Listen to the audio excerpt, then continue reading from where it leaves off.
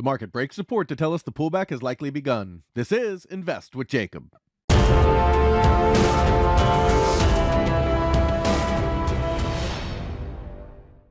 Okay, guys, so in yesterday's video, we talked about the fact that $39.99 and $39.88 were key support levels that the market needed to hold in order to keep its more bullish perspective alive. But if they broke through to the downside, we would likely be looking at a trip down to $37 to $3800. The market pushed down through those support levels and closed at around the $39.60 area. Now the question is, can the bears follow through? I'll get into that in just 1 second. But first, if you're new here, welcome to the show, guys. My name is Jacob Gabbard, and this is Invest with Jacob, where we use Elliott Wave Theory to break down the SP 500 and the NASDAQ. I highly encourage you to hit that subscribe button down below so that you can get our daily S&P updates, our trade setups, and our buy alerts. All right, guys, with the market moving through key support, it is more likely we start to head down. So let's jump into the chart and take a look. Okay, guys, here we are on the 1-hour futures chart for the S&P 500, and we are zoomed in a little bit here at the 1 hour on the top where they started the pullback. If you want a bigger picture view, please check out yesterday's video. I did a bigger picture breakdown of where we started from, how we're moving up, and what we expect coming after this.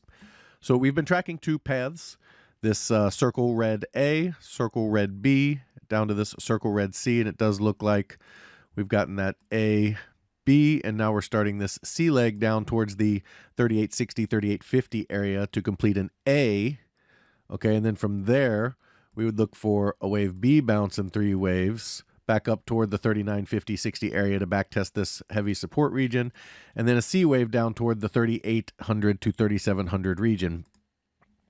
Right now, they are at a pretty key support level. This chop here in the hour chart has shown that the 3950, 60 area has been very strong for the bulls up here.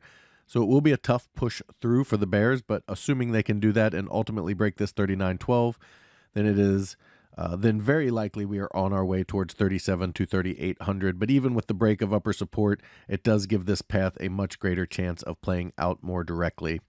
So what we're looking for now, guys, off the top and a more drilled in look is we're looking at the count, okay, being 1, 2, 3. We would look for a wave 4 bounce, which we might have started to get at the close there. Look for a wave 4 up. Okay, and then you'd look for a move down in 5 toward about the 3940 area. Then you'd look for a wave 2 higher, okay, up towards 4000 to 4015. And then you're looking for a wave 3, 4, and 5 down into that 3950 to 60 area. And then, as I said earlier, from there, you'd look for this B wave bounce and a move on down toward the 3800 to complete the move down off of this bigger bracketed A up here. So we've got this bracketed A that we're trying to fill out that it looks like topped over here. And then we've got this red circle A, B, C down for a smaller A. Then you're looking for a smaller B up, and then a smaller B down in wave C, again towards that 3700 to 3800 area to complete this overall move down here. So that's what we're tracking for the downside. The bulls are not totally dead. We have been talking about the fact that this move here off of this low has been a diagonal if it was going to go up and take out this high. So that means it's a 3-wave move up for wave 1. You'd have wave 2. This would have been wave 3. You're getting wave 4 down. Now this wave 4 does not look like a standard wave 4. It looks more impulsive than it does corrective. And it's a little deep into wave 1 territory. You would want wave 4 to enter wave 1 territory, but now it's starting to get a little bit too deep. But it's not totally invalidated yet. So if they can hold where they did at the close, they could still take us up in a 3-wave move up toward the 4060 to 4100 area, although I view that as much less likely at this time.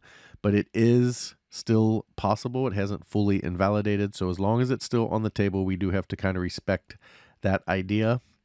So again, our primary count, guys, is the move down towards 37 to 3800 in this red ABC. So you got A, B, and then C down off the page down toward 3700.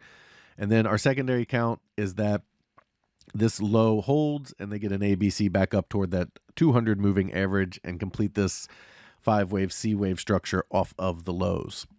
Okay, over on the NASDAQ, very similar to the ES on the NASDAQ, very similar setups. You don't have nearly the likelihood of the move up playing out based on the overall structure. They didn't push up very high in this 3 at all.